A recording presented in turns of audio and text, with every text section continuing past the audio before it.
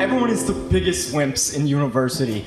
Like, I was at a family dinner, and my sister had the audacity in front of our whole family to just start complaining about it. Tomorrow, I have to write an 1,000-word essay by tomorrow on the storming of Normandy. You have no idea what it's like to be my age and under this much stress.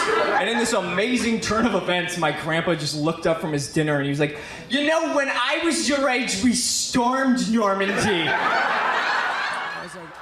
And that is a look at comedian Sean McDonnell. He is only 23, but has quickly gained a reputation as one of the hardest working acts in the Vancouver comedy scene. And he's even earned a nod from comedy icon Norm Macdonald as a fantastic talent to keep your eye on. Now the Canadian comic has released his debut album, All in My Head, which is inspired by his colorful life experiences. And Sean joins us now. Welcome, Sean. Hey. Hey, morning. All right, let's talk about getting this nod from Norm Macdonald. How did that feel? Oh my gosh, that was wild. I had just done a set at Yuck Yucks in Vancouver, actually, and I went home. I was staying at my mom's place, and I was brushing my teeth, and a fellow comedian sent me a text being like, hey, dude, congrats. I was like, what are you talking about? He's like, we just did the same show. He's like, no, check out Twitter, Norm pinned you. I was like, what? And I thought he was messing with me, and then I brought it up, and I freaked out. I stormed him in my mom's room and immediately was like, Norm pinned me. And my mom just went, who's Norm? Yeah. And why did he pin you? She's like, what are you talking about? Yeah. Did you get attacked? Are you okay? We need to take you to the hospital. Yeah. It was a wild time to explain to your mom who this super famous comedian Was he in the crowd? No, I still don't know. He hasn't told me how he found it. He sends like odd limericks and riddles every time I've brought it up. He's like, fate has a way of discovering each other, Sean. I'm like, what? Just tell me how you found it. Was Norm always a hero or an idol of yours? Because I was actually just listening to Conan O'Brien's podcast on the weekend, and he and David Letterman were talking about Norm. And it's true, like, he just tells jokes that nobody else could, just the way he, phrases them. Yeah, I think it was weird because I think that was the year, I've always liked him, I got really, really into him. Yeah. And I remember at one point, probably like 8 or 9 months before he pinned my stuff, doing a joke and then looking at it and being like, I just feel like I'm doing a ripoff of Norm Macdonald. So it was weird the way it all lined up. I think every comic's a diehard fan of his when you get to the core of it. But with those obscure messages, it sounds like he's like your Yoda. Yes, that's a good way of putting it. His comedy Yoda. Yes, comedy Yoda. I travel to a small planet where he gives me advice. Okay, let's talk about the album, which you recorded in your hometown. Did you know anybody in the audience there at all? Yeah. If you actually listen to the opening track, I call out a girl that I went to high school with.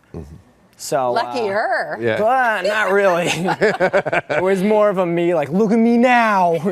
And at the time, I was nowhere. So, so who's really having the last laugh, right? You know what? She's got a pretty good job right now. Yeah. So. You also had some family in the audience. With relatives in the audience, is that easier or more difficult? That is so much more difficult. I had my mom and like my grandma in the audience too. So it was them just being like, that was the first time they saw me.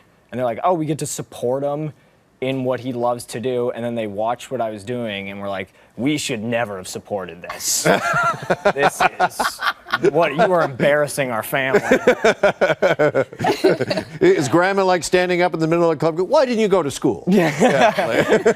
Grandma's in the middle of it just being like, I don't like any of these jokes. You turn it up at track 13, you can hear my grandma go, yuck. Yeah.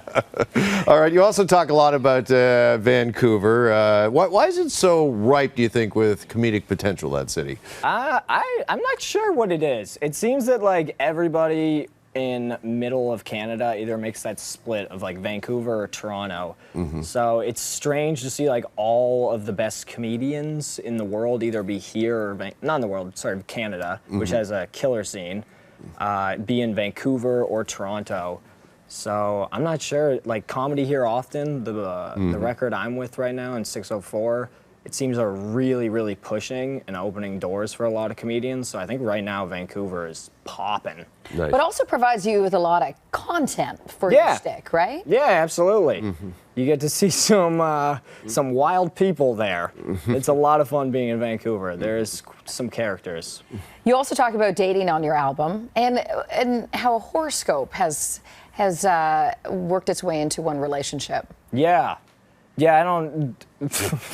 If someone now, if I like go on a date and someone's like, "What's your sign?" I'm like, "I'm leaving."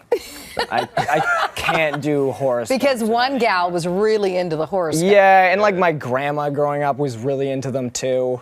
And I feel like horoscopes are just a weird excuse for terrible behavior. You know? Where someone will be like, yeah, well, of course I cheated on my wife. I'm a Virgo. And I'm like, what?